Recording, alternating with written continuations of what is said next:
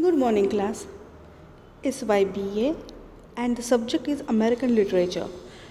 Today, we are going to see literature of Indian diaspora in America.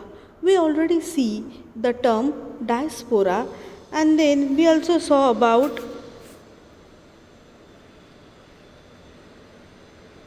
and then we also saw about the Chinese diaspora or the Chinese fiction in America, written by American resident in China. So today we are going to see the literature of diaspora in America. So what is the diaspora in America? We already see that there are many people of Indian culture or Indian root migrate or the shifted to America for their glowing American dream or the American future. Many people they live, so they are the non-resident Indian mostly. So I am going to tell you about them, about their literature and how they wrote about our country. Diasporic literature is an umbrella term that includes in all those literary works written by the authors outside their native country, and they are associated with the native culture and ethos. As we already discussed in about, they are live in America, but they wrote about the India, our culture, our thing, but they are not. They have any they are heritage of Indian or in Salman Rushdie we just say Indianness. They not belong to the India. Even most of them they never came to the India, but their root are Indian. They are Indians. But there is a one problem. They only look like the Indians. They are not. But they birth there, they grown up there, they educated there. So they are the only Indians by the names. So let's see.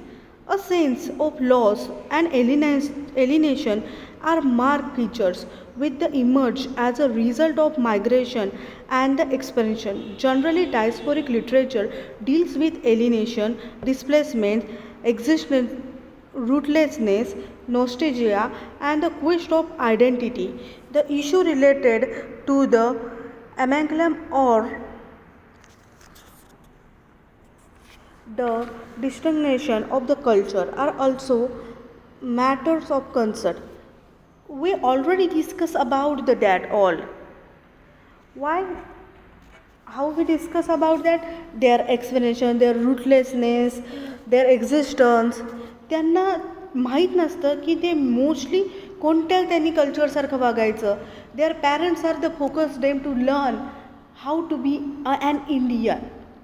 But their friends and their society, they just told them, you are live in America, so you will be America. And they are the confused. They mostly confused in that two worlds. The first is their root or their heritage, which is American, त्यांचं culture त्यांचे which is Indian, म्हणजे त्यांचं culture त्यांचं सगळं काही त्यांचे संस्कार त्यांचे कल्चर त्यांचे राहणीमान त्यांचे जेवण खाण्याची वस्तू या सगळ्या असतात त्या इंडियन टाईप असतात. पण जेव्हा ते घराच्या बाहेर जातात to make their own identity फरक पडतो. कारण त्यांचे जे फ्रेंड्स असतात ते अमेरिकन्स असतात.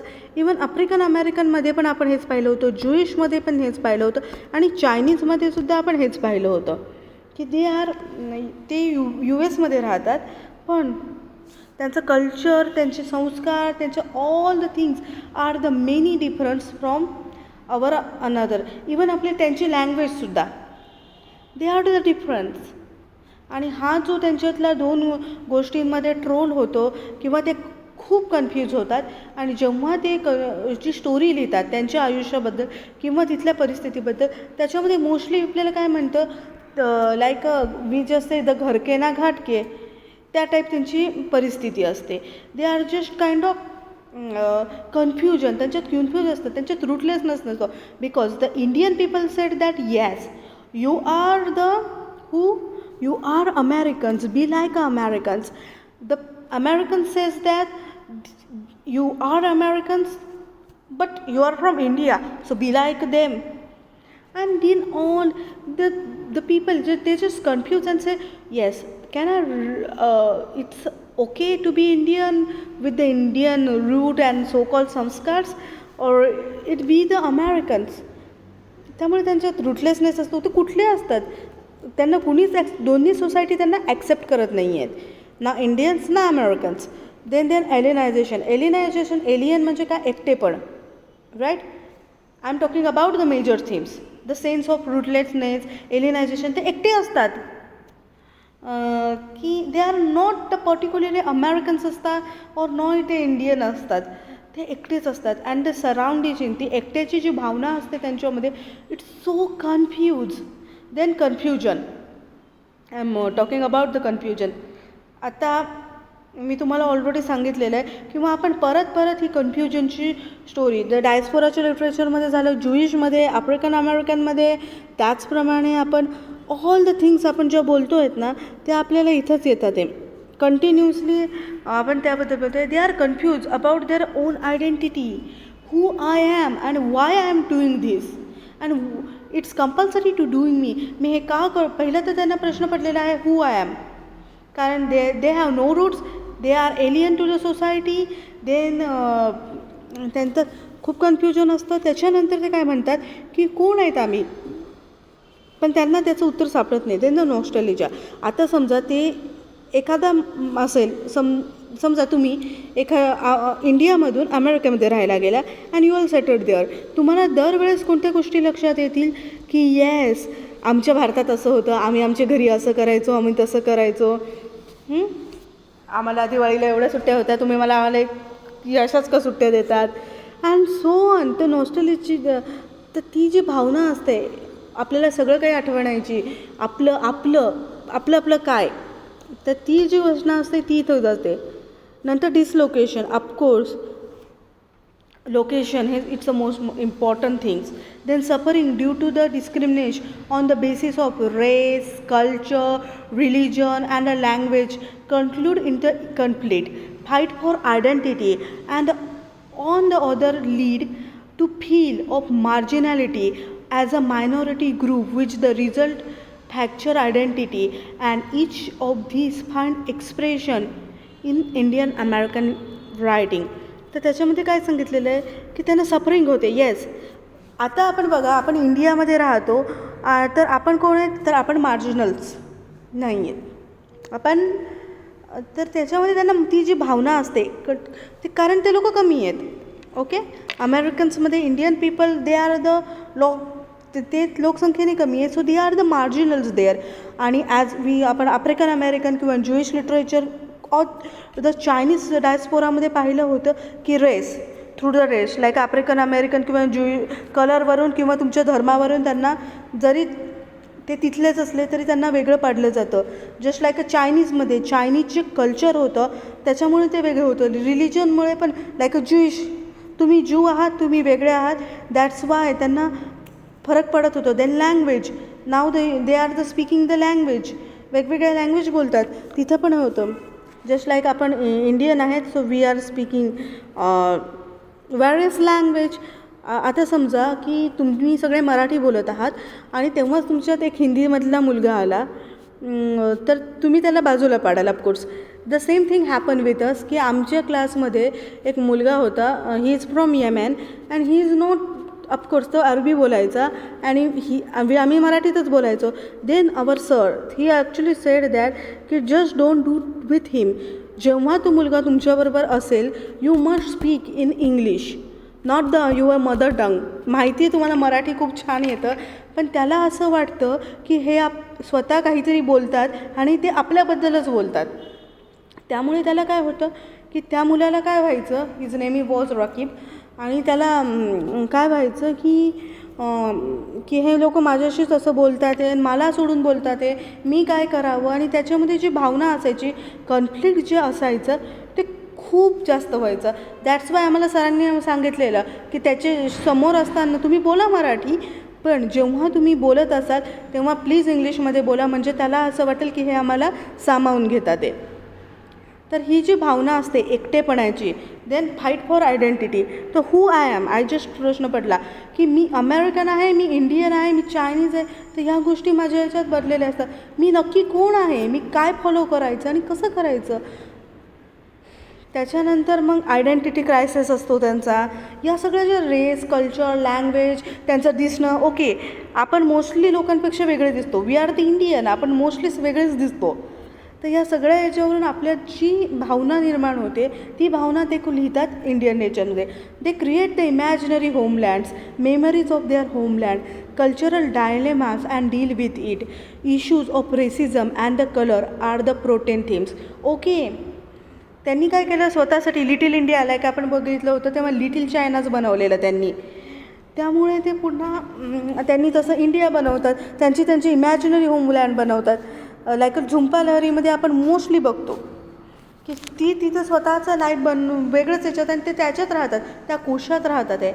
नंतर कल्चरल डायलेमा, कितीतरी छोट्या छोट्या गोष्टी असतात ना की आपण विदाऊट द कल्चर आपण करून जातो, जे दुसऱ्या कल्चरमध्ये मोस्टली ॲक्सेप्टेबल नसतात किंवा ते सिम्पल एखादी गोष्ट करत असतात ती आपल्याला ॲक्सेप्ट नसू शकतं. Then the racism, of course we are the Indian. Racism is the most issue in America. आपण आफ्रिकन अमेरिकन लिटरेचरमध्ये, ज्यूइश लिटरेचरमध्ये किंवा चायनीज डायस्पोरामध्ये ऑलरेडी पाहिलेले आहे हाऊ द रेसिझम इश्यू किंवा कलर इश्यू कसा जातो. तुम्ही ब्लॅक आहात, तुम्ही व्हाईट्स आहात, त्याच्यानंतर तुम्ही येलो आहात. There are all the things go away. Many Indian diasporic writers writing in English and the other languages to have the portrait community, region and cultural specific conflict in the new land of the recollection, throwing the light on the multiplicity of the Indian culture. मग ते काय करतात, ते इंग्लिशमध्ये लिहायला सुरुवात करतात. Why? They are in a new. Okay, आता आपण जेव्हा इंडियामध्ये बोलतो then what we sing, yes I am Maharashtrian, you are from the Punjab, you are from Tamil Nadu, you are from Odisha and so on. आपलं इथं कल्चर होतं. Actually in Maharashtra we are going to say yes मी मराठवाड्यातला, मी विदर्भातला, मी मुंबईचा, मी कोकणमधला. And though all the things happen.